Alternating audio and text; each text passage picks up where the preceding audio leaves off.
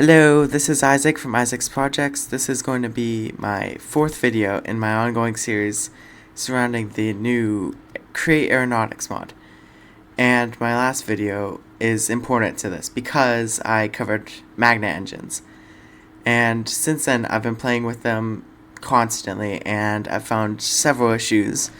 And I also found fixes. Today's video is just going to be showing you how to fix your magnet engines. So the first issue is going to be the biggest one. When your magnet is spinning, it will occasionally reverse and lose thrust. So that's doing the opposite of what we want. So what you'll want to do is create instability, and what the instability does is it kind of delays the time it takes for it to stall, reverse, or slow down. And this fixes the issue, as you'll see when I do this command, is that this engine is mostly moving in one direction. And that's what we want the engine to do.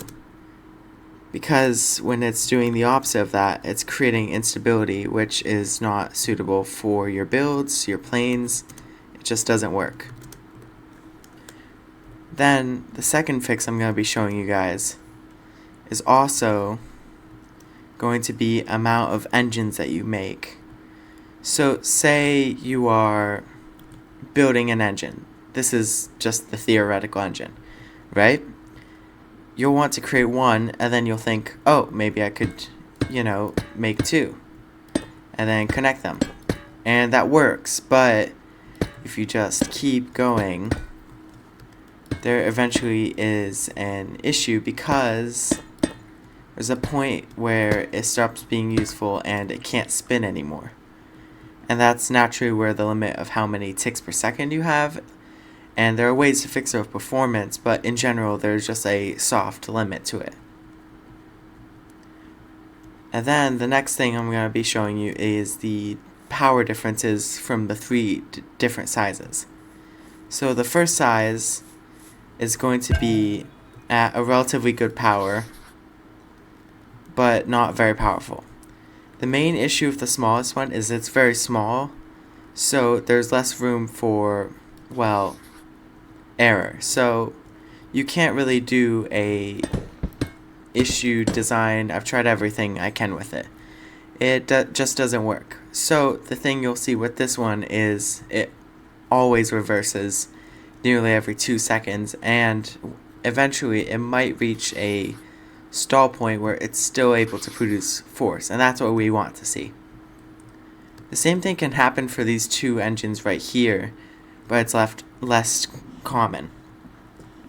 What happens when you diversify the orientation of your magnets, specifically around the corners, is it reduces the total speed, but it produces an effect that keeps the magnet spinning at all times in one direction.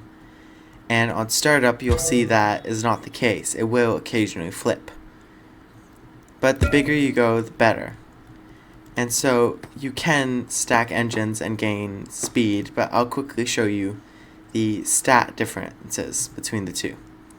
So this one is able to produce 7,000. Of course, you can increase that with the amount of sails you produce. I just did them by how big the engine is.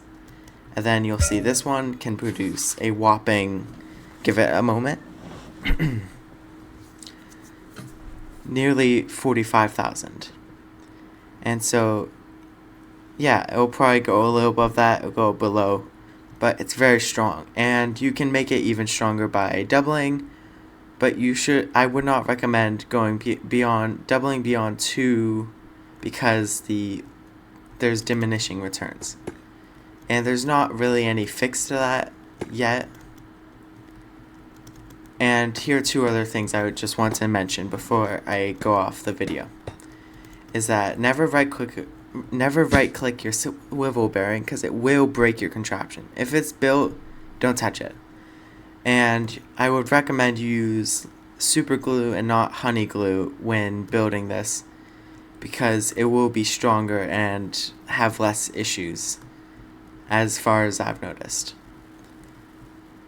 Another thing I would like to mention is to show you the differences in the machines. So you have two plates here, and then the angle of these magnets in the middle decide the spin. You have a similar scaled up version here, where it's hollowed inside for weight, and each side has about 3 and 1 blue.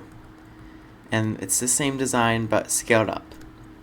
This will produce the best results, but if you need something smaller, I would recommend doing the small engine and then doubling it so you can get a moderate speed amount and have it be pretty compact.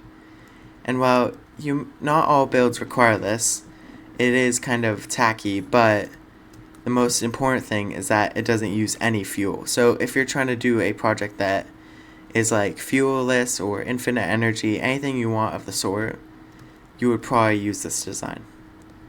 And so it always matters how many sails you use, but there is a point with inertia where too many sails can negatively hurt how fast it goes. So that's just keep in mind. And that'll be pretty much it for today's video. I'll see you guys later, and it's been extremely fun. I'd like to see what you guys think in the comments. Please like and subscribe. And that's it. Goodbye.